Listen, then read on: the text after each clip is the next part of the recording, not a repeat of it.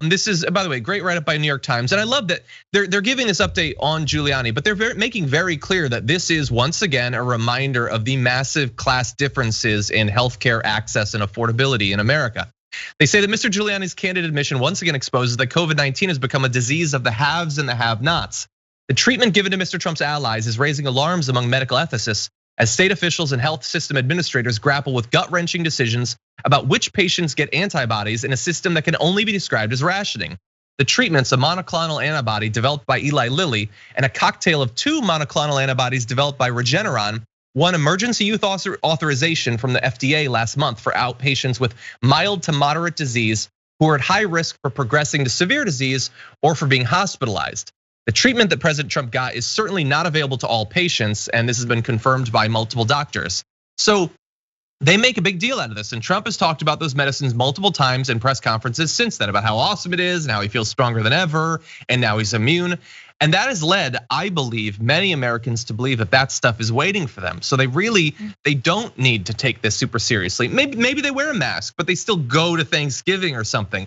But that stuff is not necessarily waiting for just anybody.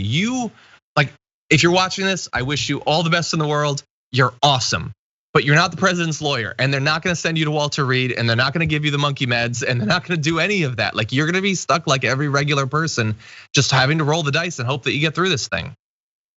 No, absolutely. And I think even some states like Utah, they either have like a ranking system on like who is the most deserving of these types of treatments, because it's so limited. And other states, I'm not sure which one, it might also be Utah, but they also have like a lottery system as to like who's gonna end up getting this treatment. Like, it's not fair, and people should not expect or rely on it just because people like Trump or Rudy Giuliani highly recommend it. Not everybody even has access to it. And imagine how much it would even cost if they did have access to it. Yeah, exactly. Like, yeah, he can afford it. He's getting paid $20,000 a day or whatever, but it would bankrupt any of us. No, I'm glad that I didn't know about the lottery system. Like, yeah. The fact that the doctors are having to make decisions about who gets the treatment and who doesn't, this is an experience that my family went through earlier this year, is bad enough. That's effectively a death panel, which Republicans, fear-mongered about, but now they're totally fine with it. The fact that we have to triage for a disease that we've had for 10 months now, we still aren't ready to actually deal with it. That's bad enough. But I mean, the lottery, that's Hunger Games basically right there. And the president doesn't even have to talk about COVID anymore. He doesn't even engage with it. Doesn't have to do anything. Yeah.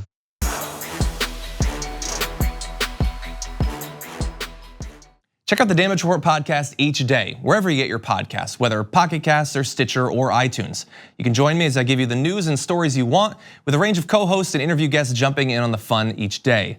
Again, that's the Damage Report, wherever you get your podcasts. And if you get them at iTunes, don't forget to rate and review. Sometimes I'll read them live on the show.